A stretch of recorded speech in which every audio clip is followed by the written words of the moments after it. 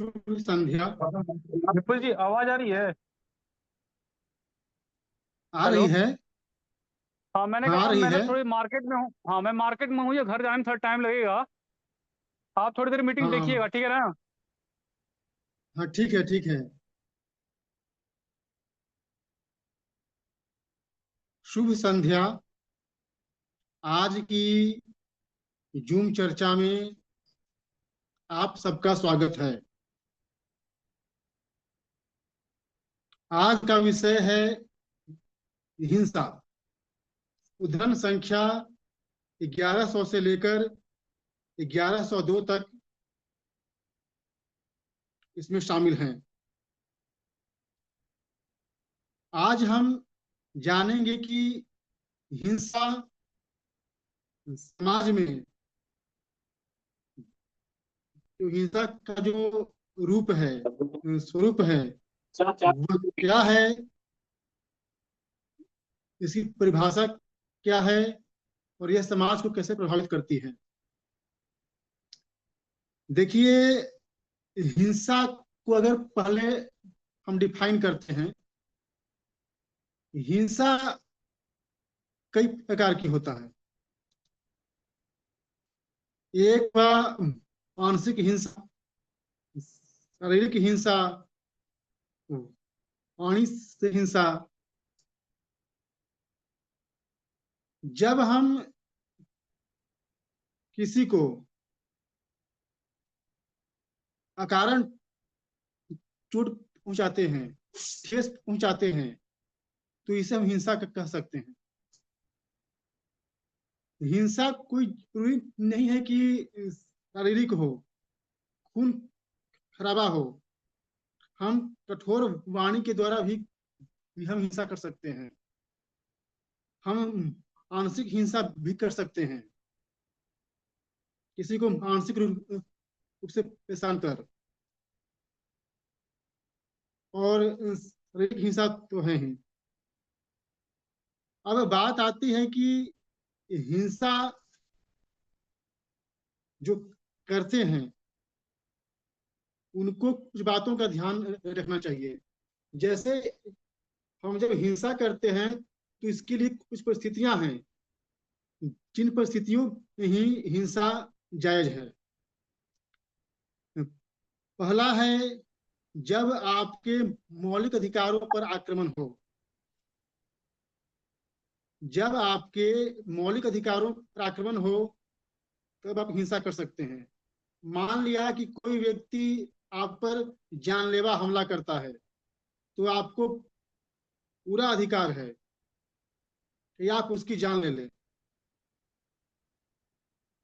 ऐसे भी भारतीय कानून भी कहता है कि अगर कोई व्यक्ति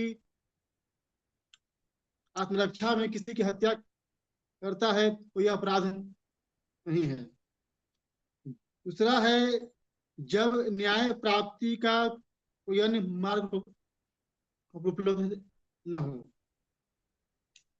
जब न्याय प्राप्ति का कोई मार्ग न हो, इसे हम ऐसे समझते हैं कि हमारे जीवन में ऐसी परिस्थितियां आती हैं कि हमें न्याय नहीं मिलता।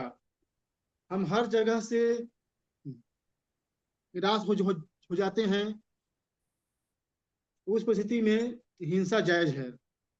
इसका सबसे अच्छा उदाहरण है महाभारत। जब दुर्योधन ने पांडवों पर अत्याचार किए, उनको जान से मारने का प्रयास किया, उनको वनवास दिया, द्रौपदी का हरण किया, यहाँ तक कि श्री कृष्ण पांडवों के दूत बनकर गए। लेकिन उन्होंने कहा कि हम सुई की नोक के बराबर भी जमीन नहीं देंगे। अब श्री कृष्ण ने कहा कि अब युद्ध होगा। तो मेरा मानना है कि जब कोई विकल्प ना बचे, श्री कृष्ण कहते हैं कि वैसी परिस्थितियां आ गई हैं कि वो संभावी है। जो तीसरी बात है, जब जीतने की पूरी संभावना हो। हिंसा तभी जायज है जब लगे कि हम सामने वाले पर भारी पड़ेंगे।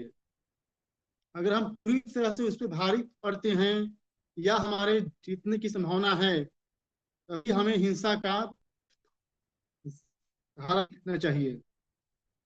और चौथा, जहां आप भावना प्रधान हो।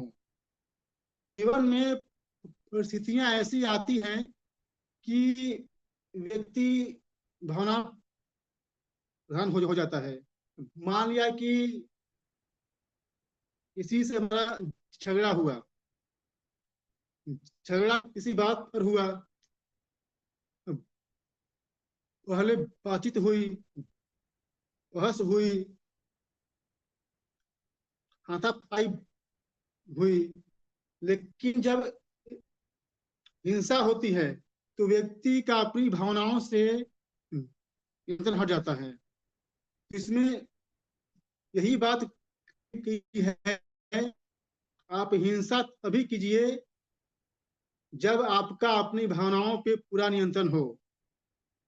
अगर हम किसी को मार रहे हैं तो पूरे होशो हवास में मारे, हम इसे मार रहे हैं। जैसे जब लड़ाई होता है दो देशों के बीच, तो जो दोनों देशों की सेनाएं हैं वह पूरे होशो हवास में मारती हैं दूसरे को। वहां पे भावना नहीं होता, वहां पे केवल बुद्धि होती है। वहां रहता है कि यह हमारा शत्रु है, इसे हमें मारना है। अगर ऐसी चार परिस्थितियां आपके जीवन में न हो तो हमें हिंसा का प्रयोग नहीं करना चाहिए। इसमें आगे का जो क्वेश्चन कहता है कि सरकार को क्षत्रिय प्रवृत्ति का होना चाहिए, अर्थात न्याय और सुरक्षा किसी भी सरकार की पहली जिम्मेदारी है। प्राथमिकता है उसकी न्याय और सुरक्षा। इसलिए उसे शस्त्र का इस्तेमाल करने से बाज नहीं आना चाहिए। कहने का मतलब यह है कि उसे हिंसा का सहारा लेना चाहिए, क्योंकि न्याय और सुरक्षा अभी स्थापित होगी जब हम सामाजिक तत्वों को खत्म करेंगे। तो इसके लिए हिंसा आवश्यक है। अगला कोटेशन है इसमें कि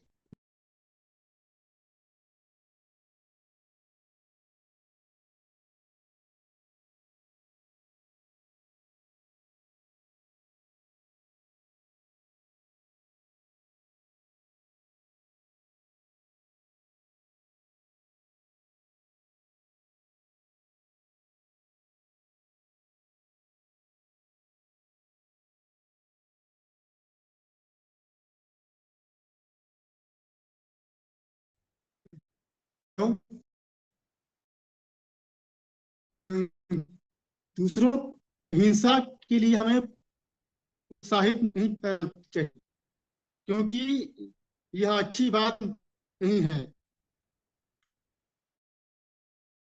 चाहिए कि हमें अहिंसक तरीकों से ही जो समस्याएं हैं उनका निपटारा करना चाहिए। एक बात इसमें और आती है कि अपने जीवन में कभी हिंसा का इस्तेमाल नहीं किया हो, अपना बल प्रयोग किया हो, उसे हिंसा कभी भी करनी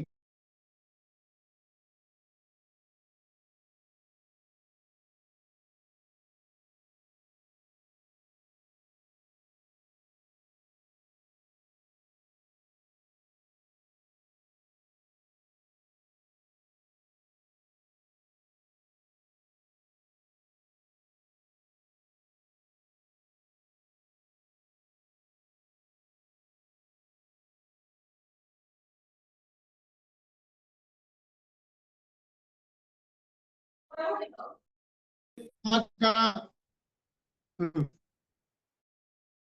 ने सबके सामने रखा।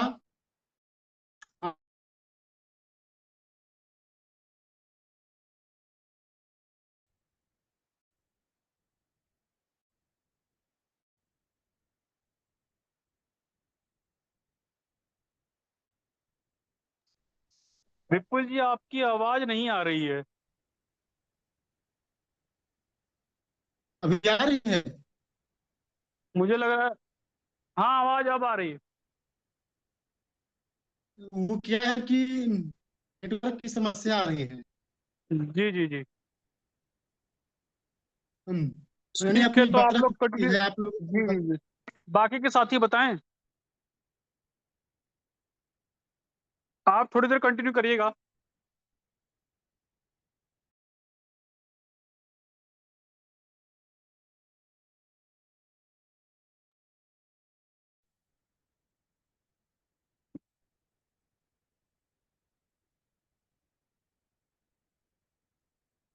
बबलू केसरवानी, ये आवाज आ रही है?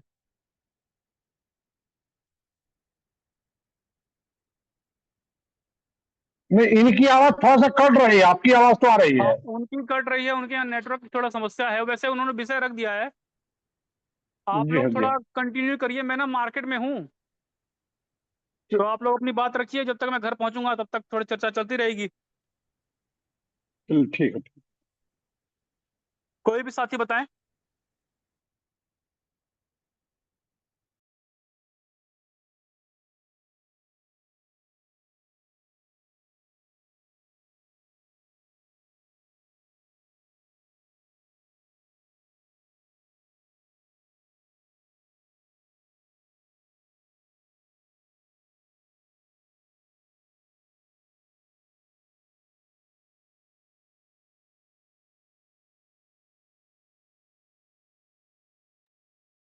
ओबंजय जी, माता प्रसाद जी, नरेंद्र जी, रामराज जी, कोई भी साथी शुरू करें।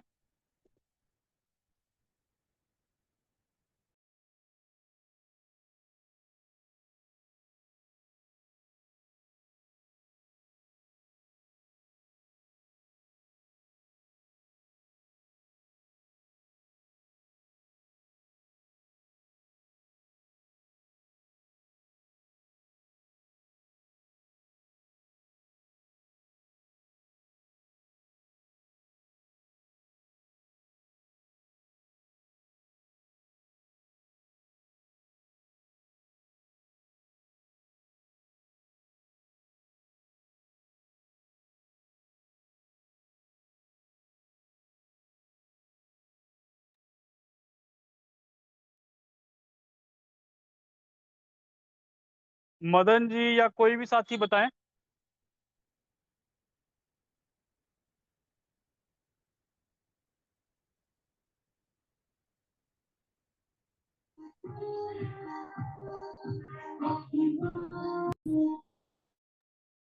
बताइए श्रीकांत जी।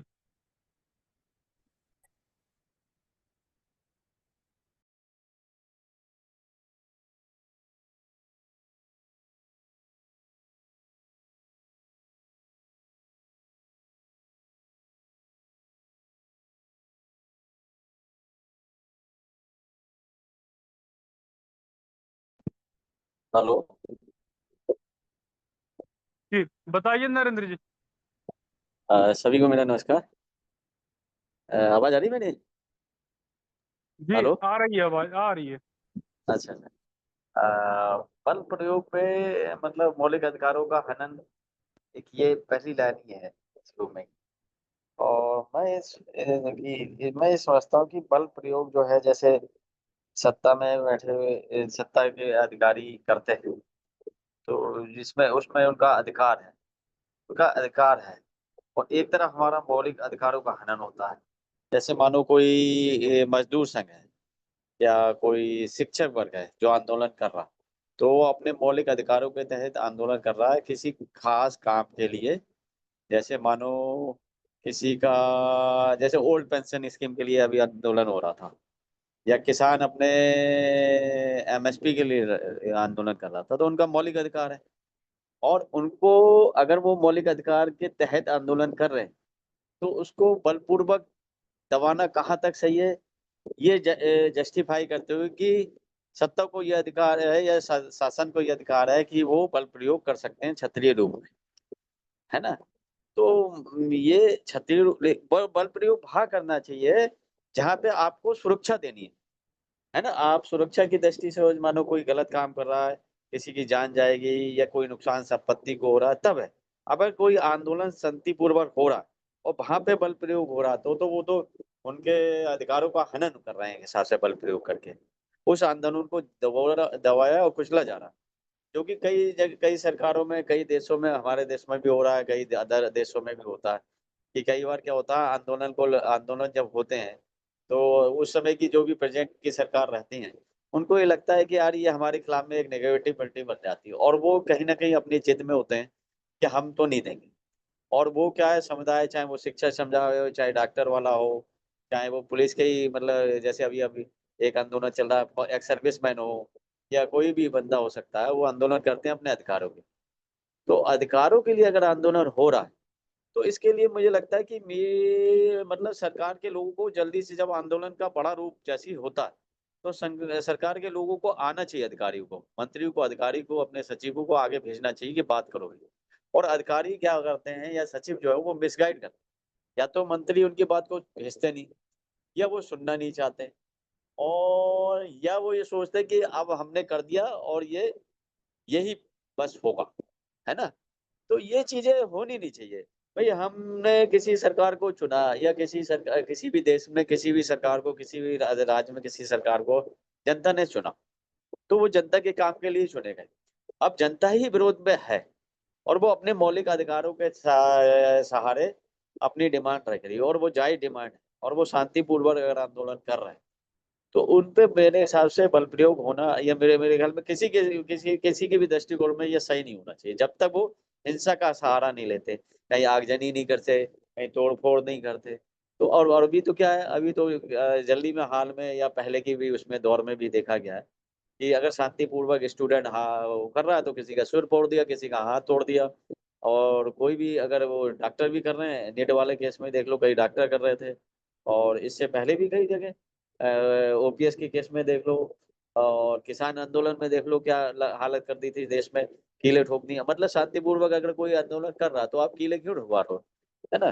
तो ये चीजें जो है कहीं ना कहीं फिर वो आगे क्या है, इसी से सरकार की छवि खराब होती है। सरकार को लगता है कि दूसरी छवि खराब कर दे, सरकार कोई दूसरी किसी की छवि का, अगर हम अच्छा काम कर रहे हैं, आप एक उदाहरण देके समझा सकता हूँ इसके बारे में। जैसे मानो एक ऑफिस में 4 लोग काम करते हैं, एक बंदा बहुत अच्छा काम कर रहा है, 3 लोग चापलूसी कर रहे हैं, तो ऊपर वाले मैनेजर को पता होता है कि कौन अच्छा काम कर रहा है, कौन चापलूसी कर रहा है। वो कितना ही कुछ करते रहे, वो अच्छा काम कर रहा है, कुछ नहीं होगा उसका, कुछ नहीं कर सकते, वो कुछ नहीं करेगा उनका। हो सकता है उसे काम ज्यादा ले रहा हो क्योंकि वो काम अच्छा कर रहा है, उनसे कम ले रहा हो, लेकिन वो उसकी कितनी बुरी कर रहे, कुछ नहीं हो सकता। इसी तरीके से मुझे लगता है कि ये सिस्टम चल रहा है। ये लोग क्या कर रहे हैं कि कुछ लोग, मुझे लगता है कि ये सोचते हैं कि चापलूसी से मतलब उनकी सरकार को बदनाम कर देंगे, कुछ कर देंगे। ये हो नहीं सकता। अगर हम सही से काम कर रहे हैं और जनता की, जिसके लिए हमें काम करना है, उसको अगर सही से सुन ले रहे हैं, भाई 4 प्रतिनिधि बुला लो, 4 प्रतिनिधि में 4 बातें में से 2 बातें मान लो, आंदोलन खत्म हो जाएगा। लेकिन आप 4 बातों में एक बात मानने को तैयार नहीं हो, बलपूर्वक दबा रहे हो, तो ये चीज भी किसी भी, कोई भी सत्ता में हो और किसी की भी सरकार हो, कोई सा देश हो, हमारा देश हो चाहे राज्य हो, नहीं होना चाहिए, है ना। तो बस मैं अपनी बात इतनी कहा है, मुझे लगता है कि अधिकारों का हनन जो है नहीं होना चाहिए और सत्ता को बलपूर्वक, अगर शांतिपूर्वक वो होना है, हाँ उनको अधिकार है, लेकिन उनका अधिकार तब है तब जबकि कोई अशांति फैला, आगजनी कर रहा है, जबरदस्ती किसी काम को मतलब मनमाने की कोशिश कर रहा है। और जबरदस्ती तभी होती है किसी भी आंदोलन में, जबरदस्ती कब होती है, जब सरकार पहल करने को राजी ही नहीं होती। पहले तो पहल करने की राजी होनी चाहिए ना, भाई आपने पहल करी, ये वार्ता हुई, ये विफल हो गई, ये वार्ता हुई, विफल हुई।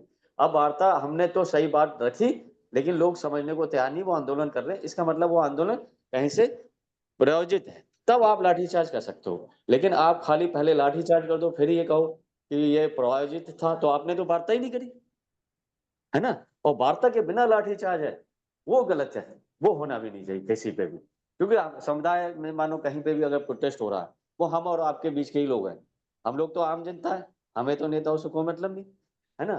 तो आम जनता के लिए ही हमने, और नेताओं को हमने क्यों चुना? हमने अपने लिए चुना, हमारे बच्चों के लिए चुना, हमने अपने समाज देश सबके लिए चुना। और वो अगर हमारी बात नहीं सुन रहे तो गलत काम कर रहे हैं, और ये होना नहीं चाहिए। बस मैं ये कहना चाह रहा था। धन्यवाद।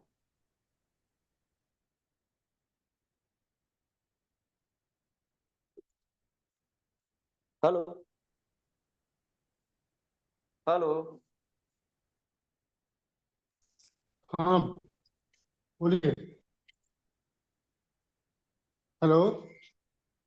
मेरी बात समाप्त हो गई भाषा। हाँ, ठीक है। और भी कोई साथी हैं तो अपनी बात रखिए।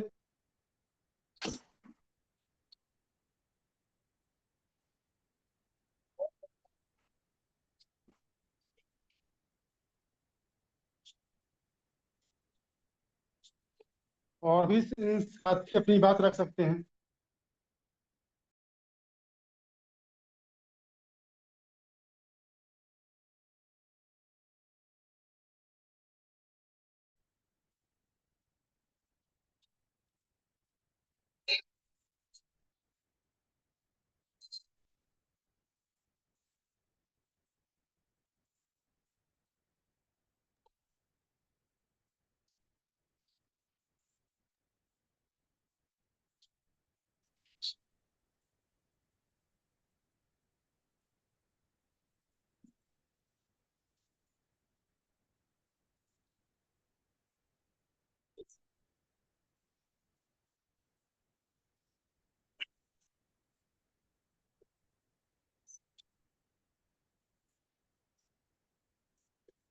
अपनी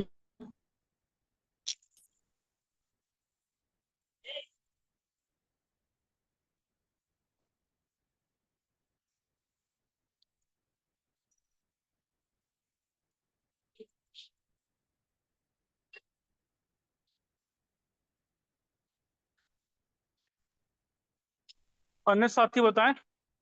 माता प्रसाद जी, पवनजय जी, रामराज जी, श्रीकांत जी, किसी भी साथी को कोई बात रखनी है?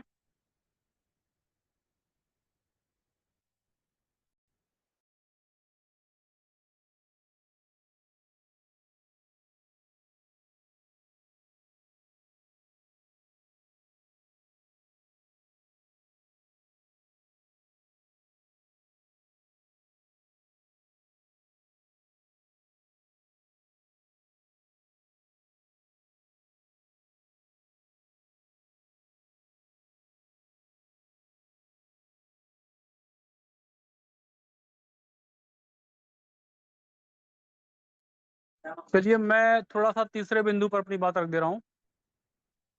ये जो तीसरा बिंदु हमने लिखा है कि किसी को भी हिंसा के लिए उकसाना अच्छी बात नहीं है।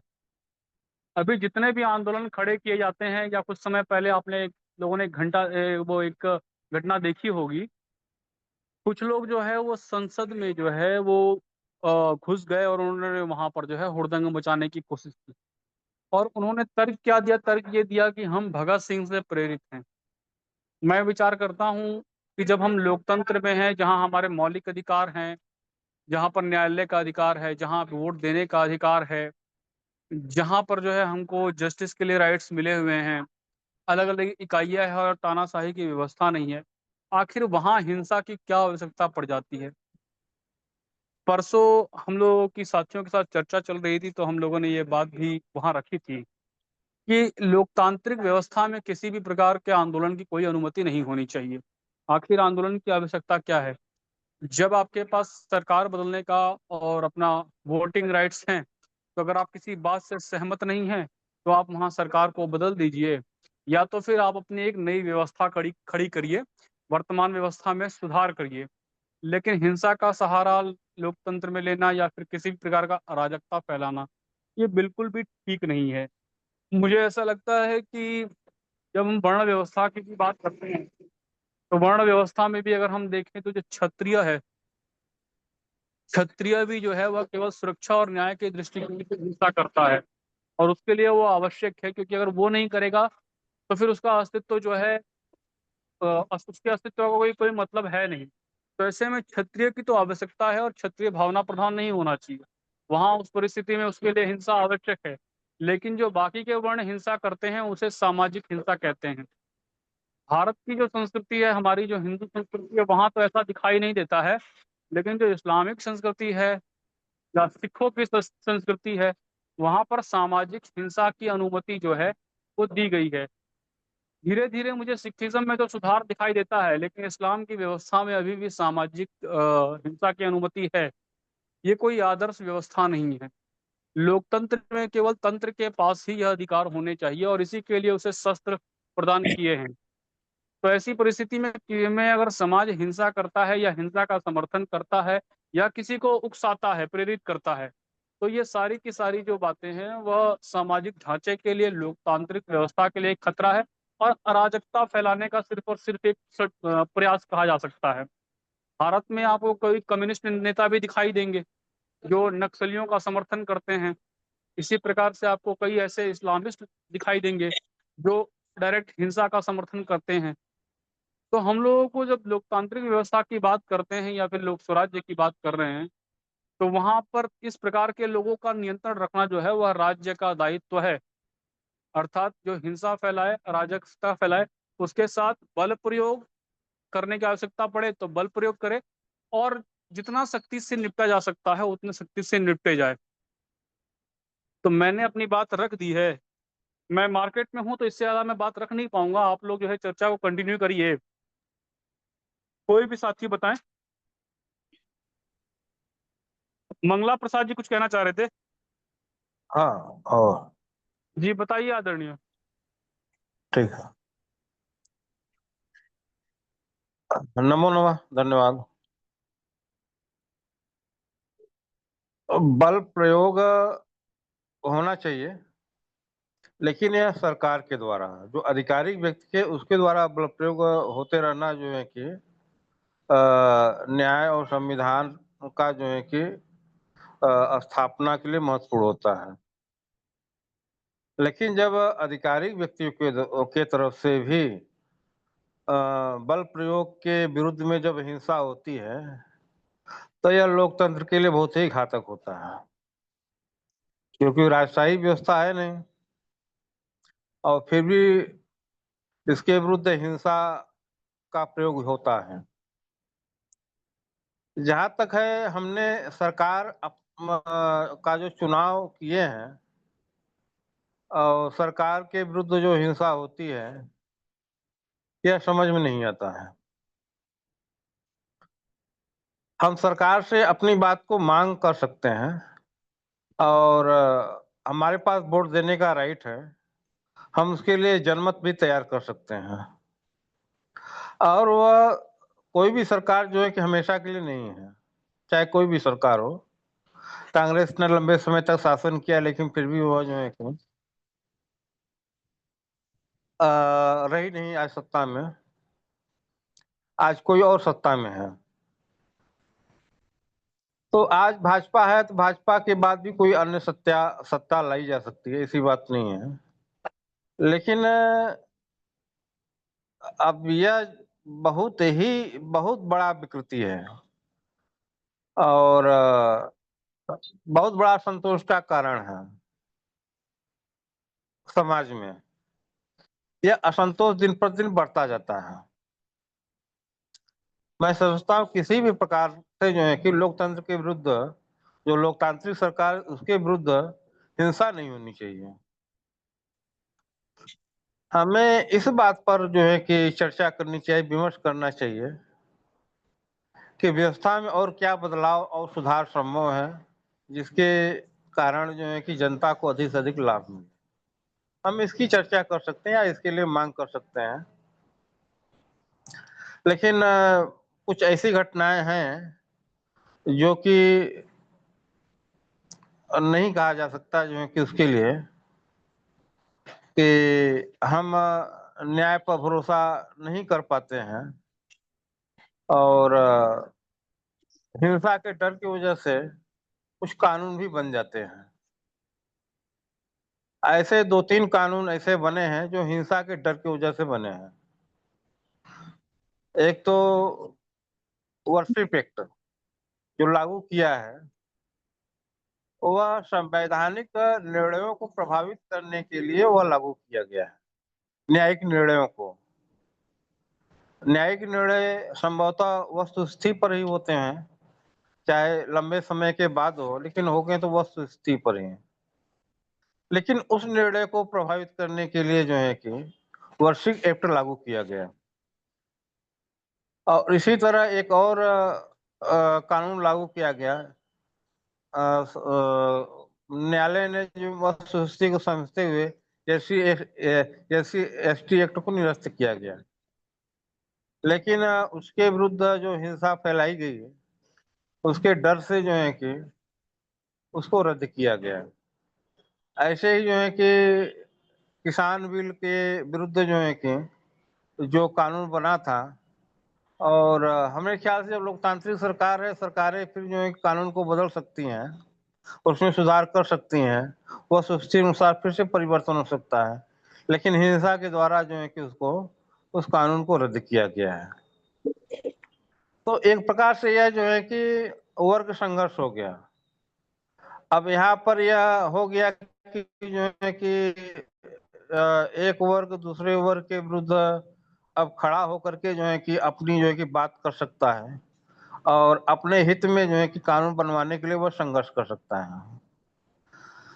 समान नागरिक संहिता इसी वजह से लागू नहीं हो रहा है कि इसके विरुद्ध हिंसा हो सकती, हिंसा की संभावना है।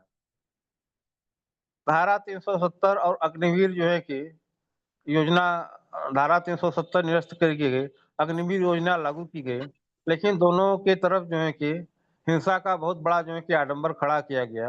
हालांकि अग्निवीर योजना में जो है कि हिंसा का बहुत बड़ा जो है कि उठान हुआ, लेकिन उसको जो है कि समन किया गया और सरकार ने अपनी मजबूती से लगी रही, उसको लागू किया। उसी प्रकार 370 धारा भी जो है कि संवैधानिक तरीकों से निरस्त किया गया, और अभी भी जो है कि उसको निरस्त करने की बात जो है कि संवैधानिक स्तर पर करने के बजाय हिंसा की भी बात की जाती है। तो यहाँ पर सब बहुत गलत हो जाता है। तो हिंसा के दृष्टिकोण, हिंसा के द्वारा जो है कोई कानून यदि लागू किया जाता है तो वह लोकतांत्रिक गरिमा के विरुद्ध कहा जाएगा, और ऐसे में जो है कि लोकतंत्र का भी विकल्प खोजने की बात हो रही है, और संविधान सभा या इत्यादि बनाने की बात होती है, क्योंकि लोकतंत्र विकृत हो गया है और न्यायतंत्र भी विकृत हो गया है लोकतंत्र के विकृति के कारण। अब दोनों विकृतियों के कारण जो है कि जन सामान्य में जो है कि सारी अव्यवस्थाएं बढ़ती ही जाएंगी, क्योंकि इन विकृतियों के कारण जो अन्य सुधार है वो लागू नहीं हो पा रहे हैं। सुधारों को लागू होने की जो रफ्तार बननी चाहिए वह इन हिंसा की वजह से लागू नहीं हो पा रहा है। तो सुधारों की मांग को जो है कि नेपथ्य में डाल दिया जाता है। तो हमें चाहिए सुधार लागू हो, और जो भी बातें हैं वो स्थिति पर की जाए, और उसके आधार से न्यायिक दृष्टिकोण से वस्तु स्थिति पर जो है कि लागू की जाए। इसमें सबको यह समझना चाहिए जो है कि न्याय सर्वोपरि है, संविधान सर्वोपरि है, लोकतंत्र सर्वोपरि है, समाज सर्वोपरि है। अब वह जो कुछ उसमें लागू करने की प्रक्रिया है, और उसमें जो है कि विमर्श द्वारा, जनमत द्वारा लागू होना चाहिए वह स्थिति के अनुसार, न कि उसको हम विकृत करें। यदि हम विकृत करते हैं, निश्चित ही अन्य विकृतियां भी, ऐसी विकृतियां उत्पन्न हो सकती हैं जो हम नहीं चाहते हैं। तो ऐसे और बहुत खतरनाक विकृतियां उत्पन्न हो सकती हैं, जैसे जो है कि सैन्य तानाशाह आदि, या जो है कि हिंसा के बदले में दूसरी हिंसक व्यवस्थाएं जो है कि पनप सकती हैं। तो इस पर जो है कि जरूर विचार होना चाहिए। इसी साथ में बात समाप्त करता हूँ। धन्यवाद।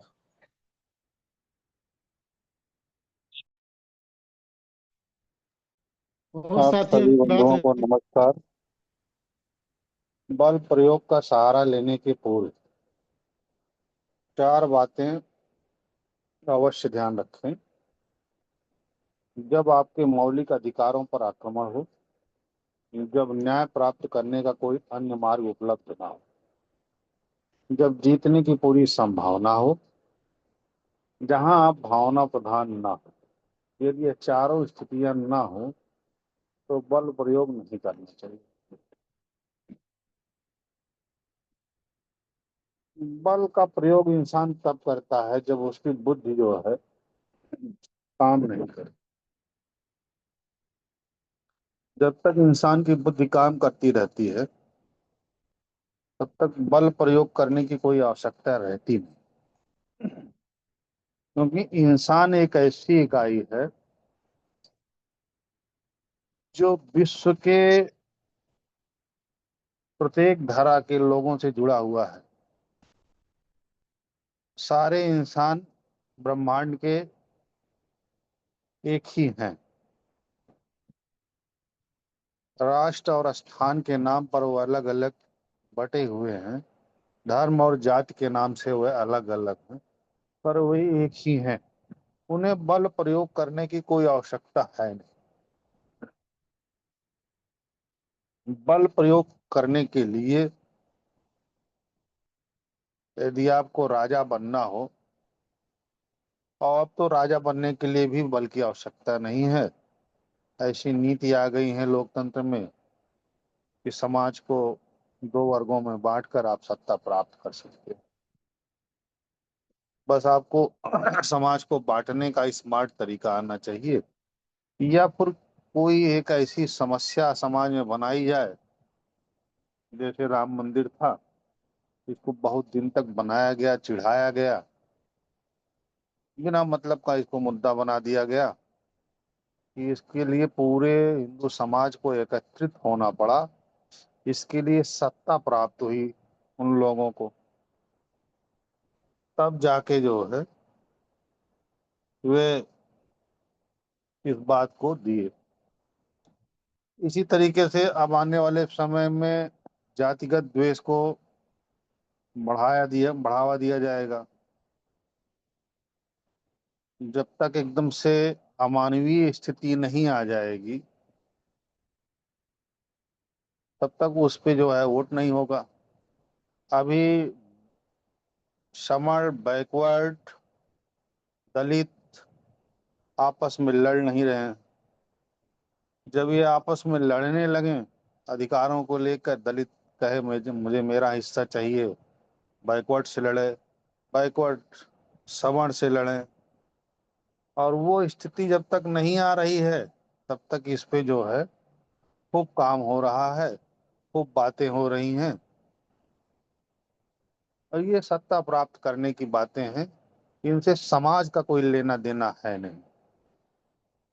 लेकिन समाज का तो अपना कोई तंत्र ही नहीं है। समाज सत्ता के भरोसे हो गया है, सरकार के भरोसे हो गई, तो इसलिए वह इनके हाथ कठपुतली बन ही जाता है। किसी भी सरकार को क्षत्रिय प्रवृत्ति का माना जाता है, अर्थात न्याय और सुरक्षा के लिए उसे हिंसा का पहला शस्त्र मानने का अधिकार है। सरकार जो होती है वह एक ऐसी सरदार कह लीजिए, डाकुओं का या ऐसे हत्यारों का समूह जो समाज को एक स्थिति देते हैं, समाज को सुरक्षा की स्थिति दे देते हैं। यदि मैं सत्ता प्राप्त कर लूंगा तो मैं आपको जो है सुरक्षित रखूं, और उसके लिए समाज उनको धन देता है, ऐश्वर्य देता है, और ये हमेशा उस पे काबिज रहते हैं। क्षत्रिय प्रवृत्ति के लोग जो है वो इनके लिए लड़ते हैं। जिनको लड़ना पेशा हो, मैनेजमेंट नहीं, सरकार चलाना उनका पेशा नहीं। सरकार चलाने के लिए तो एक बहुत ही विस्तृत सोच होनी चाहिए जो क्षत्रियों में नहीं होती। क्षत्रिय देश के लिए मर मिटने वाले लोग होते हैं, उस सीमा पे खड़े होते हैं और वो गोली खाते हैं, गोली मारते हैं। उन्हें इससे मतलब नहीं है कि सरकारें सत्ताएं क्या डिसीजन कर रही हैं। उनको आदेश मिला है तो वो लड़ रहे हैं बस। सरकार कहीं से भी क्षत्रिय नहीं है। सरकार एक अच्छा मैनेजर है जो मैनेज करता है। दूसरों को हिंसा के लिए प्रोत्साहित करना कोई अच्छी बात नहीं। विशेषकर उसके लिए तो एकदम ही गलत है जिसने जीवन में ना तो कभी बल प्रयोग किया है और ना ही इसका दुष्परिणाम होता। देखिए, हिंसा के लिए जो है प्रोत्साहित करने से भी लोग हिंसा पे उतारू नहीं होते जब तक उनकी बुद्धि काम करती। जब वे अपने मौलिक अधिकारों से जुदा होने लगते हैं, अन्याय की सीमा पार होने लगती है, तो वह स्थिति से भागने लगते हैं। क्योंकि हिंसा करके भी वो जीत नहीं सकते हैं सत्ता से। कोई भी समाज जो है सत्ता से कभी नहीं जीता। अब कोई भी समाज का विचारक सत्ता से कभी लड़ नहीं पाया, चाहे वो ईसा मसीह रहे हों, चाहे वो सुकरात रहे हों, चाहे वो मोहम्मद साहब रहे हों। कोई भी जो है दार्शनिक रहा हो, कोई भी विचारक रहा हो जो समाज के लिए बात किया हो, उसने सत्ता के सामने घुटने टेक दिए। सत्ता ने उनको जो है मूर्ख बना दिया। और यह कड़वी सच्चाई है जो सुनने में अच्छी नहीं लगती। चूहा हमेशा शेर से हार जाएगा, लेकिन लोग चाहते हैं, सुनना चाहते हैं कि चूहा जो है शेर को हरा दे। तो वह फिल्मों के जरिए और कहानी के जरिए कहा जाता है, लेकिन यह सच्चाई होती नहीं। धन्यवाद।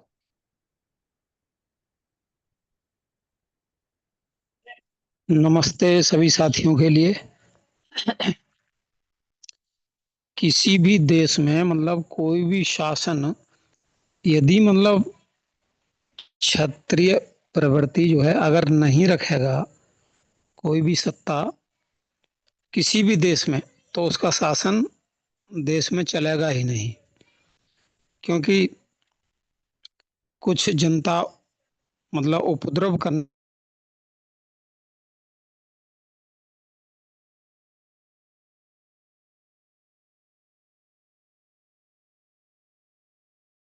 कार्यों के लिए करने के लिए अगर वो बलपूर्वक कार्य नहीं करेंगे तो मतलब शासन को भी जनता फेल कर देगी।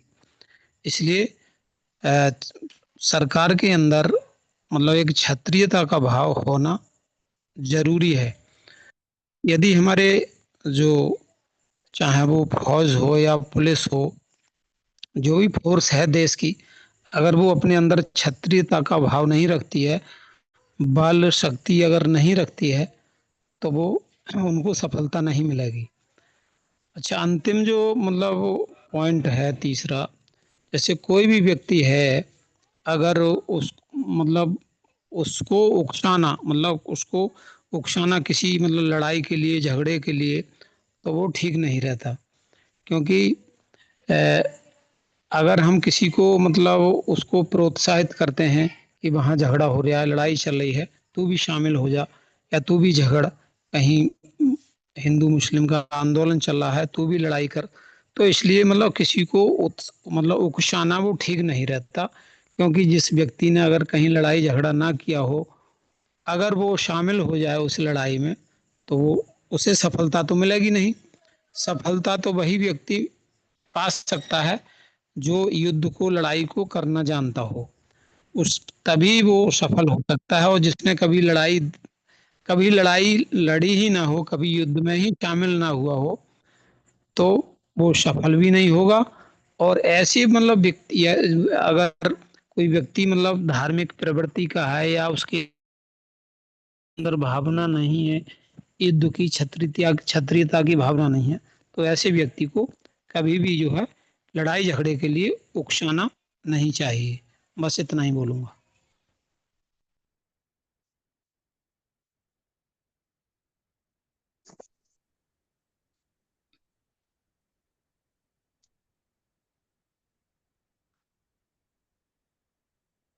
और कोई साथी अपनी बात रखिए।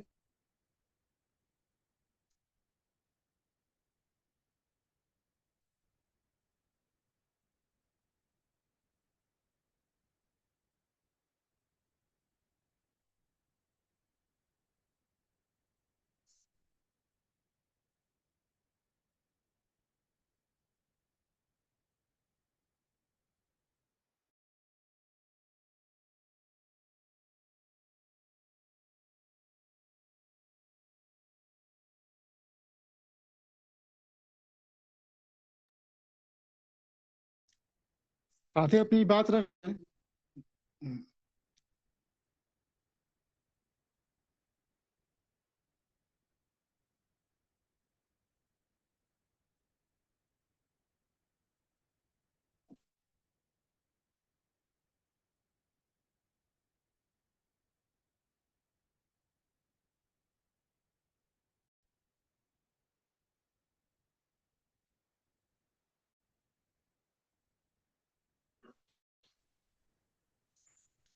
सभी साथियों को नमस्कार।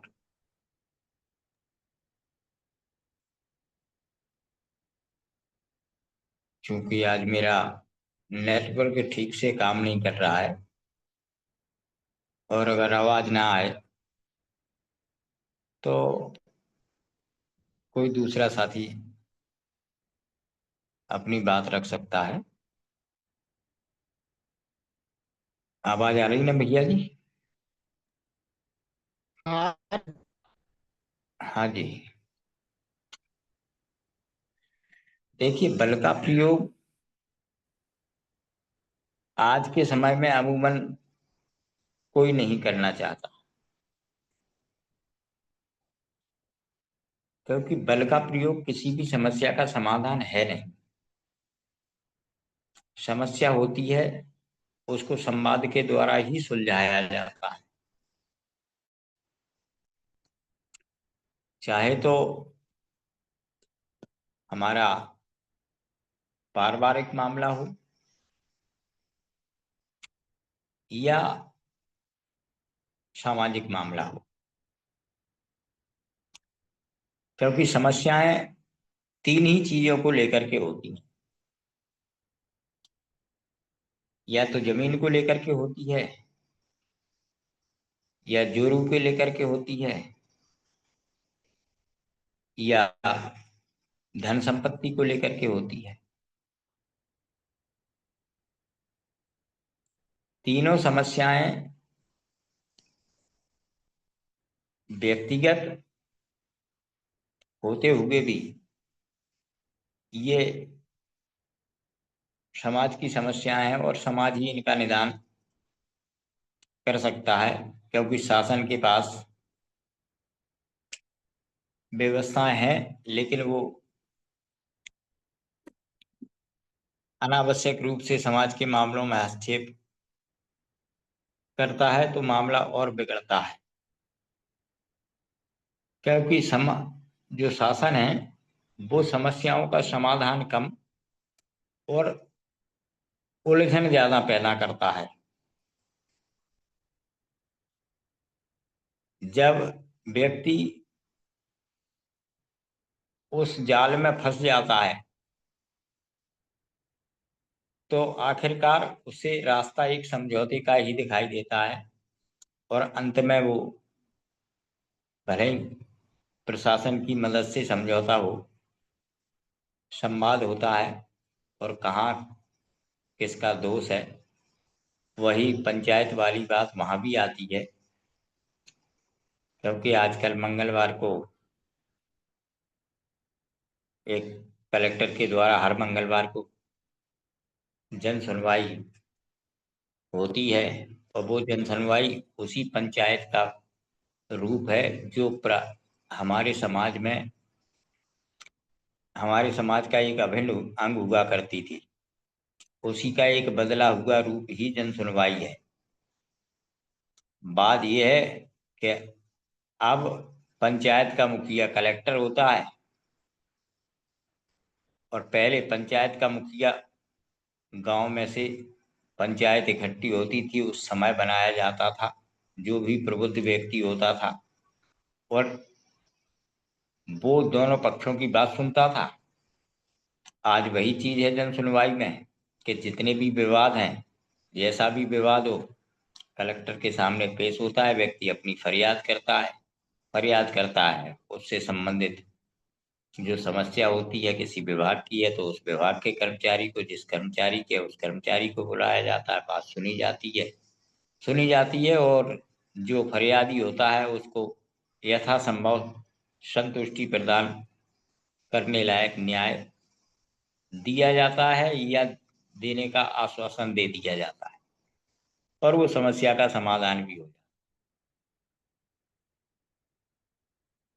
है। ये चारों चीजें उस समय काम करती थी जब आमने सामने की लड़ाई हुआ करती थी कि सामने वाले का वजन तौलो, अगर अपने से भारी है तो गम खा जाओ, और अगर अपने शक्ति का अंदाजा ठीक से लगा लिया कि हम इस पर भारी पड़ेंगे, तो व्यक्ति शारीरिक संघर्ष के लिए उद्वेलित हो जाता था। और आज भी यही है, जितने भी लड़ाई झगड़े होते हैं उनमें व्यक्ति शक्ति का तुलना कर लेता है। जब वो देखता है कि मेरा पक्ष भारी है, उसी समय वो आक्रामक होता है। अन्यथा मैंने अच्छों को देखा है जो बातें बहुत करते हैं, लेकिन जब आमना सामना होता है तो वही चीज करते हैं कि शक्ति का संतुलन बना लेते हैं कि भैया यहाँ स्थिति खराब है तो गधे को अभी बाप बना लो, बाद में देखते हैं जब अपना समय आएगा। ये चारों चीजें उस समय की हैं। और जब व्यक्ति आवेश में होता है तो भाव तो हो ही जाते हैं। भाव, क्योंकि जब संघर्ष होता है, द्वंद्व होता है उस समय भाव काम नहीं करते। क्योंकि अगर भाव काम कर दिए, दुश्मन पर वार करते समय आपको उस पर दया आ गई तो उतने में ही जिस प्रकार से पृथ्वीराज चौहान और मोहम्मद गौरी के बीच हुआ, सब जानते हैं कि 17 बार छोड़ा, लेकिन 18वीं बार जब पृथ्वीराज चौहान हार गए तो। इसलिए शत्रु पर कभी दया नहीं करनी चाहिए। मतलब वहां पर आप अपने भावों को महत्व नहीं दे सकते। जब संघर्ष की स्थिति आ जाए वहां तो आप सामने वाले को जितना नुकसान पहुंचा सकते हो उतना नुकसान। हाँ, सरकार और हमारा जब लोकतंत्र है, जब सरकार के बीच कोई और जनता के बीच या किन्हीं कर्मचारियों के संगठन के बीच में कोई विवाद होता है, असंतुष्टि होती है, तो मांग रखने का, अपने अधिकारों को बचाए रखने का प्रयास हर एक कोई संगठन या हर एक कोई संस्था करती है। तो कर्मचारियों ने भी अपने अधिकारों का बचाए रखने का प्रयास करते हैं और उसके लिए वो आंदोलन करते हैं। जैसे कि आजकल ओपीएस की चल रही है।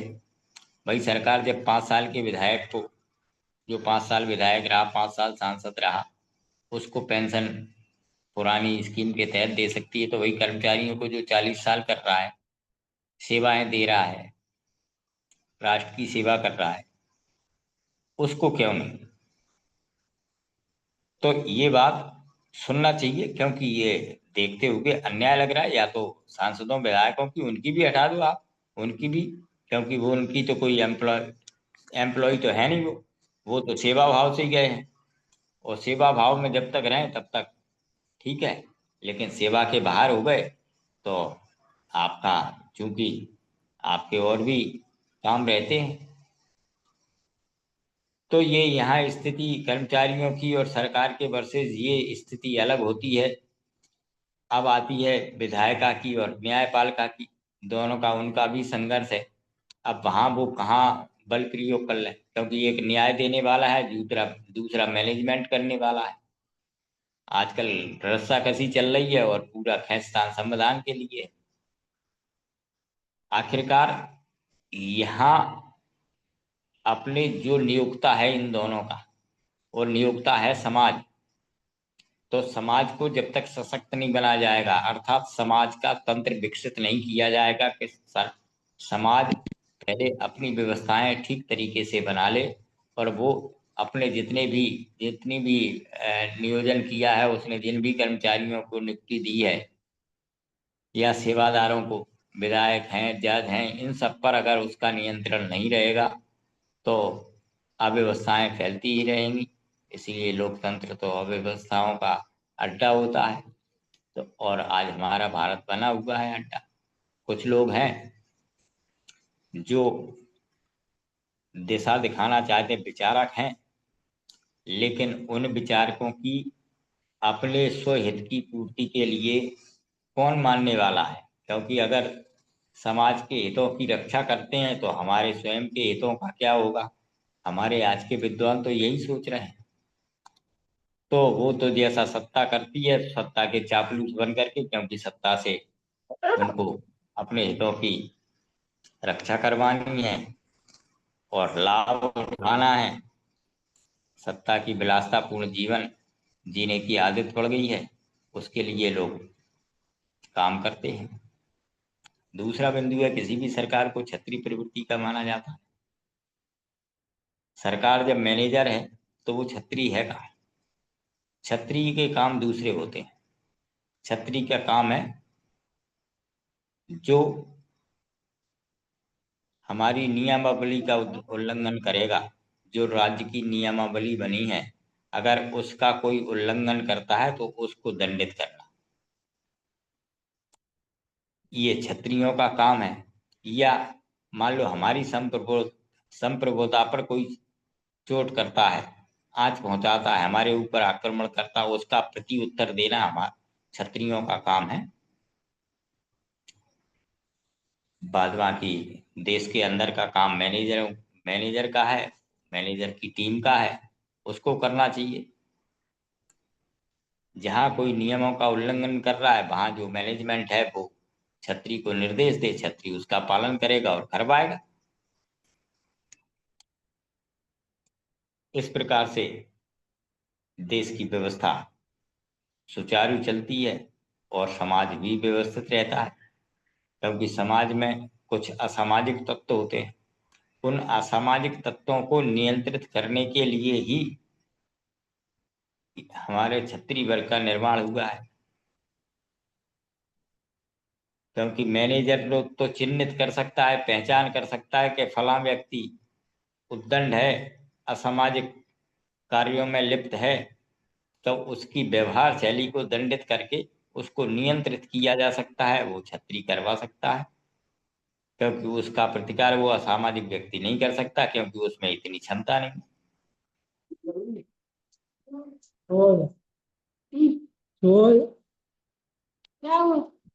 जी, तीसरा बिंदु जो है, दूसरों को हिंसा के लिए प्रोत्साहित करना। दूसरों को हिंसा के लिए प्रोत्साहित कब करते हैं? जब हमारे अंदर खुद प्रतिकार करने की क्षमता नहीं होती है, तो हम भेद की नीति अपनाते हैं। और भेद के अंदर ही ये आता है कि अपनी बंदूक किसी दूसरे के कंधे पर रखो और चला दो, तो दोष लगेगा जिसके कंधे पर बंदूक रखी है, चलाने वाले को कोई नहीं देखेगा। तो आजकल भेड़ की खाल में भेड़िया बहुत सारे हैं, और उसमें हमारे नेता सबसे अव्वल नंबर पर आते हैं, जो मुखाटा तो सेवक का लगाए हैं लेकिन काम मालिक का करते हैं। सेवक के मुखौटों में छिपे हुए ये दुर्दांत दुष्ट लोग, धूर्त हैं, यही समाज की समस्याओं की जड़ हैं। यही समाज के तंत्र को विकसित नहीं होने देना चाहते हैं। क्योंकि अगर समाज सशक्त हो गया, समाज में एक तंत्र विकसित हो गया पुनः, तो समाज अपने हिसाब से, क्योंकि वो नियोक्ता है इनका, अपने हिसाब से काम करवाएगा, तो इनके जो स्वार्थ हैं वो सिद्ध नहीं हो पाएंगे। और ये आज हमारी विडंबना है कि हम उनकी बातों में आ जाते हैं और अपने तंत्र को विकसित करने में असफल हो जाते हैं। धन्यवाद। मेरी बात यहीं समाप्त होती है। आगे और साथी अपना विचार रखें।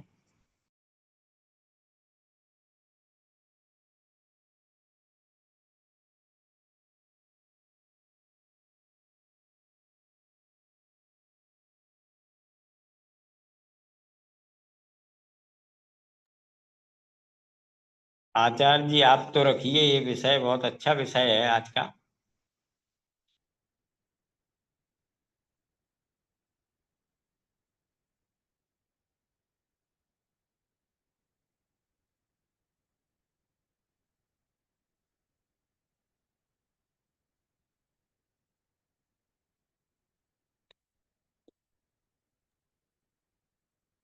और कोई बंधु अपनी बात रखें।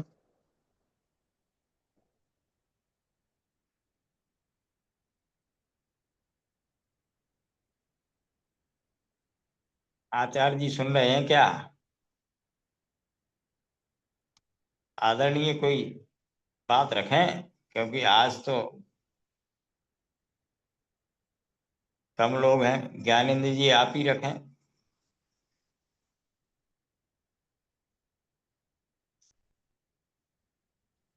हाँ, मंगला प्रसाद जी, भैया जी, स्वागत है। हाँ, नमो नमो।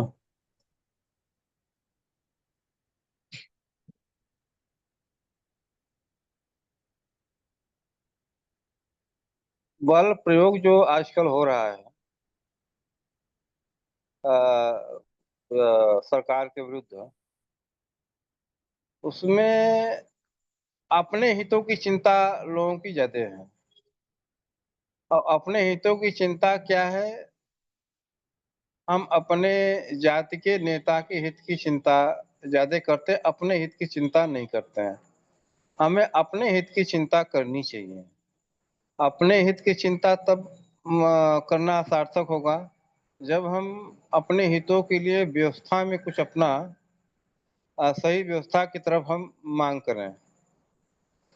तो इसमें जनता का सबसे अहित किन चीजों से हो रहा है? एक तो शिक्षा व्यवस्था, अनावश्यक शैक्षणिक प्रतिस्पर्धा की वजह से। अब पहले के समय था, हम लोगों के समय में जो हाई स्कूल इंटर जो है कि सेकेंड क्लास पास कर लेता था, उसको जो है कि बड़ा अच्छा विद्यार्थी समझा जाता था। अब जो है कि बड़ा टफ प्रतिस्पर्धा हो गई है। मैं जहाँ तक समझता हूँ, जो शैक्षणिक प्रतिस्पर्धा में सफल होता है, अंतिम में जाकर के उच्च मानकों में, वो अपना स्वास्थ्य जो है कि खत्म कर लेता है। दो में से, क्योंकि वह स्थिर नहीं रह गई है। अब जो है कि शैक्षणिक प्रतिस्पर्धा में बड़ा गला काट प्रतिस्पर्धा हो गई है। उसमें कुछ ऐसा होना चाहिए जनता का कि हमें इस प्रतिस्पर्धा से जो है कि गला काट प्रतिस्पर्धा से थोड़ा सा अलग स्थिति प्राप्त हो। ठीक है, शिक्षा में जो है कि बड़ा उच्च व्यवस्था होना जो है कि बहुत ठीक है, लेकिन वह एक सब लोग उसी दिशा में जो भाग रहे हैं। अब इसमें मैं देख रहा हूँ कि 30-30 साल, 35-35 साल के लोग जो है कि लगे हुए हैं लोग, उनकी युवावस्था तो खत्म हो गई। एक प्रकार वो जो है कि उनका जिंदगी समाप्त हो गया, उसी के चक्कर में विवाह शादी नहीं किए। यह एक बहुत बड़ी समस्या है, और यह किसी जाति की समस्या नहीं है, सबकी समस्या है। लेकिन इस क्षेत्र में कोई जो है कि मांग नहीं कर पा रहा है। दूसरी बात जो है कि राष्ट्रभाषा हमारी जो होनी चाहिए हिंदी, हिंदी राष्ट्रभाषा होने से एक जो है कि हमारे अर्थव्यवस्था बड़ा अच्छा सकारात्मक प्रभाव पड़ेगा, और शैक्षणिक व्यवस्था भी हमारी सरल होगी।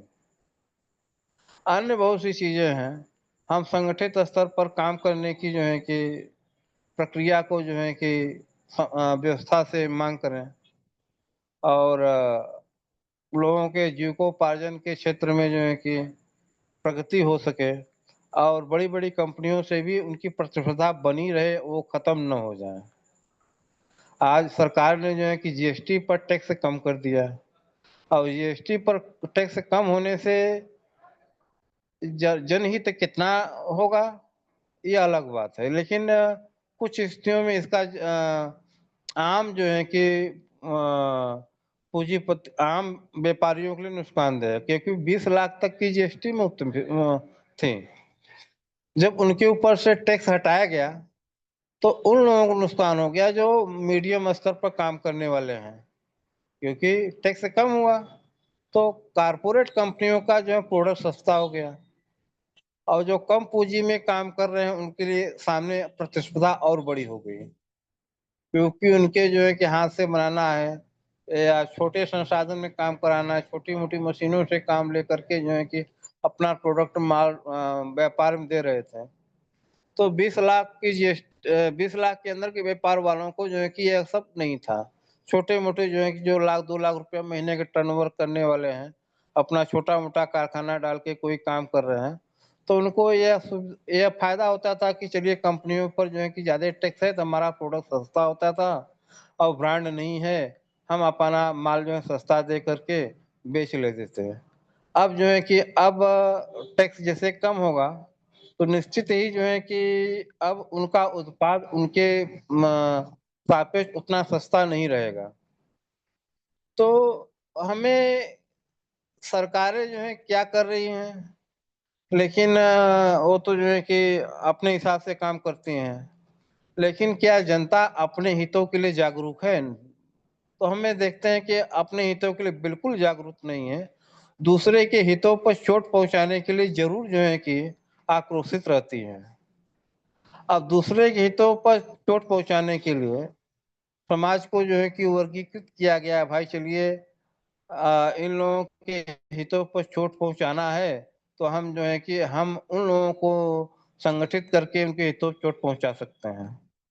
अच्छी व्यवस्था के लिए देखिए, न तो हम अमीर गरीब की भी बात न करें, हालांकि जो है कि जाति वर्ग भाषा इत्यादि पर जो है कि बातें होती है, संघर्ष होती हैं, उनके बनिस्पत जो है कि खाली अमीर गरीब की चर्चा पर भी बातें हो तो कुछ बेहतर होता है। लेकिन मैं समझता हूँ अच्छी व्यवस्था पर भी हमें चर्चा करनी है तो हाँ, अमीर गरीब की भी बात नहीं करनी चाहिए। हर व्यक्ति जो है कि अपने आप में सक्षम है, ईश्वर ने दी है, शरीर देह दिया है, बुद्धि दी है, और हर मनुष्य के पास जो है कि अद्भुत बुद्धि है। 4 अरब अरबों खरबों उसके बॉडी में न्यूरॉन बुद्धि के काम कर रहे हैं, उसके इतनी बड़ा संसाधन है, लेकिन अपनी क्षमताओं का प्रयोग इसलिए नहीं करता कि वो असंगठित है, और उसको जो है कि अपने संगठित क्षेत्रों पर प्रतिस्पर्धा करनी है। तो हमें वास्तव में जनहित की बात करनी चाहिए। ऐसे ही चिकित्सा की बात है, क्या चिकित्सक जो है कि पढ़ लिख करके ही जो है कि कठिन प्रतिस्पर्धाओं से ही तैयार होंगे?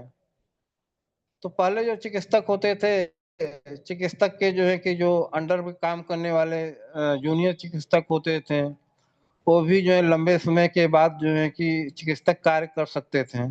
लेकिन अब करोड़ों रुपया मेडिकल एजुकेशन में खर्च हो, फिर करोड़ों रुपया जो है कि चिकित्सालय बनाने में खर्च हो, तो फिर करोड़ों रुपया स्टाफ पे भी खर्च हो। जबकि सीधे सीधे होता था कि जो है कि कोई वैद्य चिकित्सक होता था, उसके यहाँ जो काम करते थे, साथ ही कर्म का अभ्यास होता था और पढ़ते भी थे, और उनके लिए स्टाफ फ्री हो जाता था, उनके लिए शिक्षा फ्री हो जाती थी, और अत्यंत जो है कि सस्ते मूल्यों पर दवा मिल जाती थी। आज जो है कि मामूली सा खरोच भी लग जाता है, 1500 रुपया खर्च होना है। एक सर्दी जुकाम बुखार हो गया तो 1000 रुपया जाना है। क्योंकि अब जो है कि उसी स्तर का हर आदमी जो है कि निःशुल्क चिकित्सालय पर और अस्पताल में जाएगा नहीं, वहाँ बाहर भीड़ लगा हुआ है, पूरा दिन बीत जाएगा तो उसका नंबर आएगा, तो उसके साथ में 1-2 आदमी और भी चाहिए जो है कि, तो एक बहुत बड़ी जो है कि अव्यवस्था हो गई है जनता के लिए। जो उसको एक साधारण सस्ते दर पर जो है कि शिक्षा चिकित्सा मिल रही थी, तो प्राचीन काल में वो ढंग से उसका एक सांगठनिक व्यवस्था बनी थी कि शिक्षा से चिकित्सा बहुत सरल थी। आधुनिक का जो विज्ञान आया है, उस जो है कि पुराने जो है कि चिकित्सा और शिक्षा संस्थानों से जोड़े नहीं गए।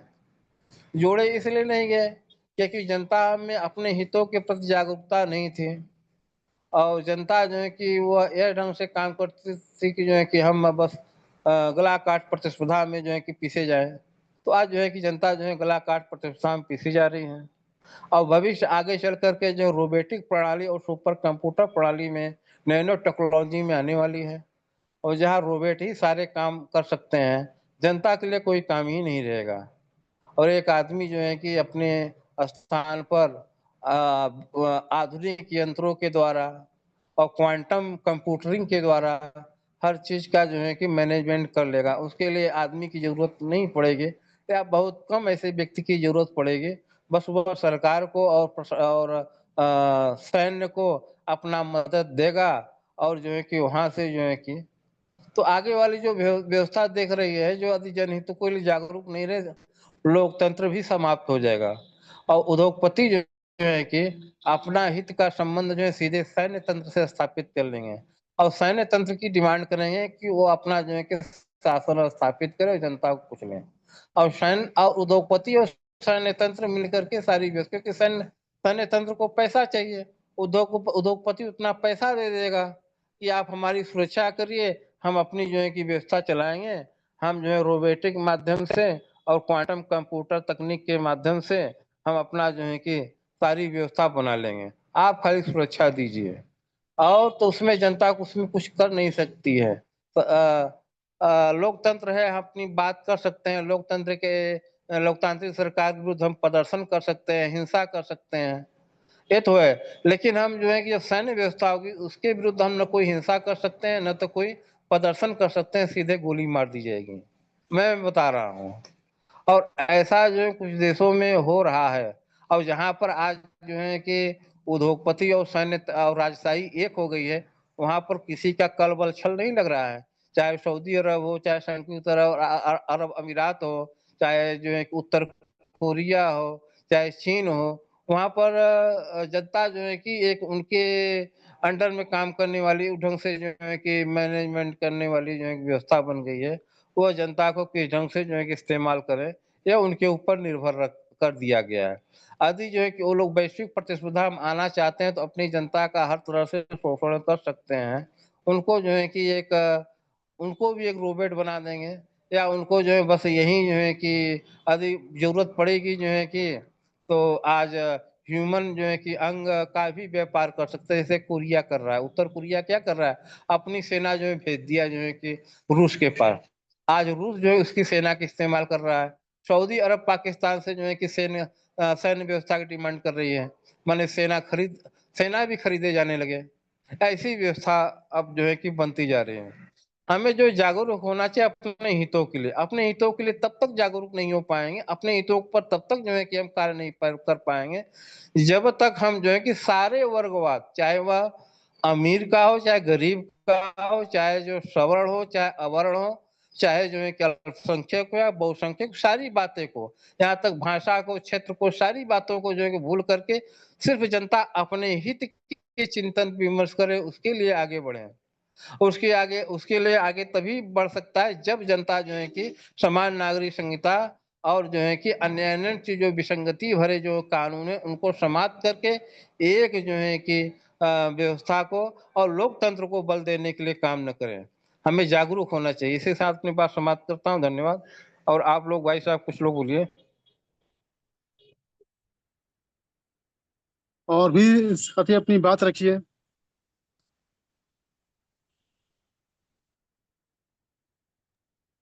देखिए, अगर कोई नहीं बोल रहा है हेलो। तो हम मंगला प्रसाद जी की बात को, हाँ, मोहन गुप्ता जी कुछ कह रहे हैं, कहिए ना। सभी विद्वद्जन साथियों का अभिवादन है। आज का जो विषय रखा गया है वह बल प्रयोग का विषय है। तो जहां तक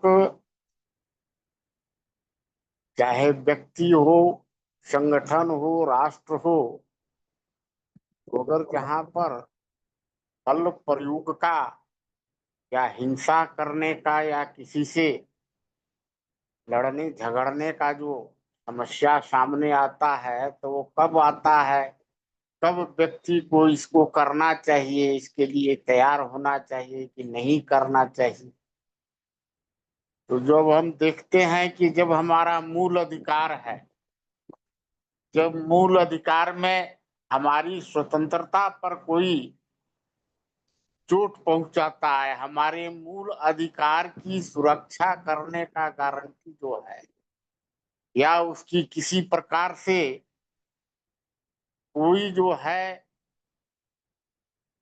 उपाय नहीं है अहिंसा का या बल प्रयोग के बिना,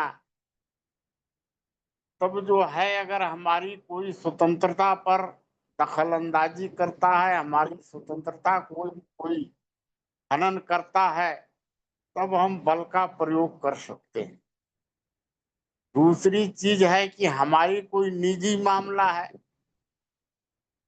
हमारी निजता पर कोई प्रहार करता है, चाहे जो है कोई हमारी संपत्ति को लूटता है या हमारी संपत्ति की सुरक्षा नहीं हो पाती है, हमें अपनी संपत्ति की सुरक्षा करने के लिए तथा चौथी बात है कि अगर हमारे मन में कोई बात है या हमसे कोई अत्याचार अनाचार हमारे परिवार के साथ हमारे साथ कर रहा है, उस बात को हम कहीं उठाना चाहते हैं और जब कोई उठाने नहीं देता है, तो इन सब परिस्थितियों में जब कोई उपाय नहीं रह जाता है तो अंतिम रूप से हम बल का प्रयोग कर सकते हैं।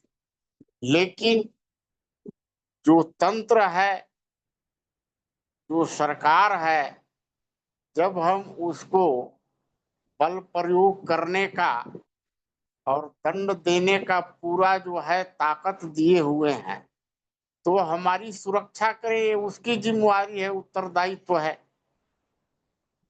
कि वो हमें जो हमारी स्वतंत्रता को, हमारे मूल अधिकार को हनन करना चाहता है, उसको बल प्रयोग के द्वारा रोके, उसको दंड कर दे।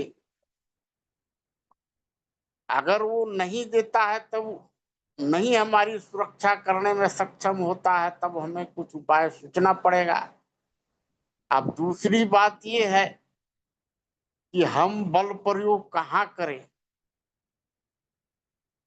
अगर हम जो है सामने वाले को देखते हैं कि वो हमसे अति बलवान है, हमसे 10 गुना 5 गुना 4 गुना बलवान है, शक्तिशाली है, अगर हम वहां पर बल प्रयोग करेंगे तो हमारी मूर्खता होगी, हमें उससे काफी नुकसान उठाना पड़ेगा।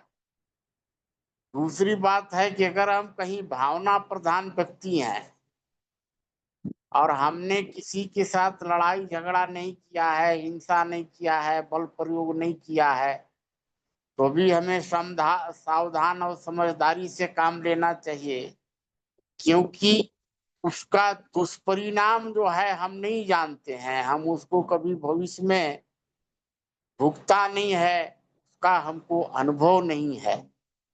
तो ऐसी स्थिति में भी हमें बल का प्रयोग नहीं करना चाहिए। अब हमें बल का प्रयोग उसी समय करना चाहिए जबकि हम 100% निश्चित हो कि हम सामने वाले से जीत सकते हैं, तभी ना हम बल का प्रयोग करेंगे। और नहीं तो हमको किसी भी स्थिति में हमें समझदारी से काम लेना पड़ेगा और जिसको हम उत्तरदायित्व दिए हैं तंत्र को, उसको हमको जगाना पड़ेगा। उसके लिए हमको समाज में जो है अपने समझदारी से और एकत्रीकरण करके आवाज जो है वो उसके तक पहुंचाना पड़ेगा कि वो हमारी सुरक्षा करे। तो ये जो आज का बल प्रयोग का विषय जो था, उस पर हमें जो समझ में आया, हमने अपनी समझदारी से अपनी बात को रखी और साथ ही अपनी बात को रखेंगे। मैं अपनी बात पे ही विराम देता हूँ। धन्यवाद।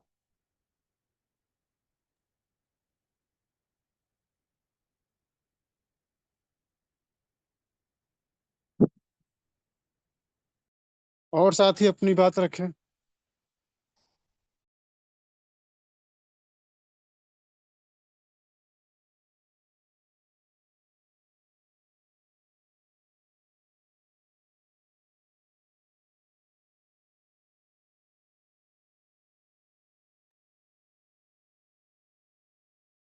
अंजय जी कुछ बोल रहे थे?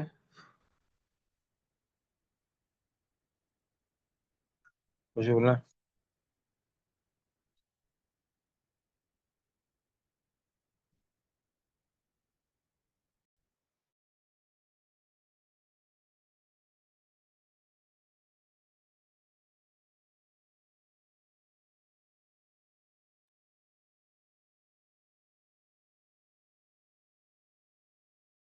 और कुछ साथी अपनी बात रखिए।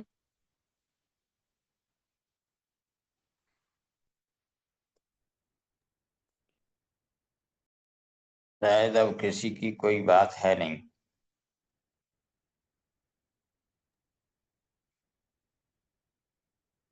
अगर किसी और भी बात रखना है तो रखिए, वरना मीटिंग को खत्म करते हैं। आप लोग जुड़े, आप सबका धन्यवाद। संजय जी,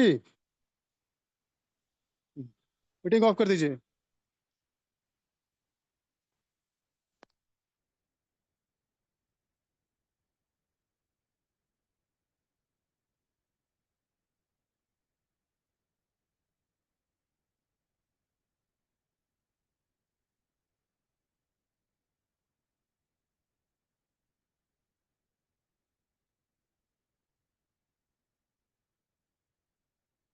संजय भाई, मीटिंग ऑफ कर दीजिए।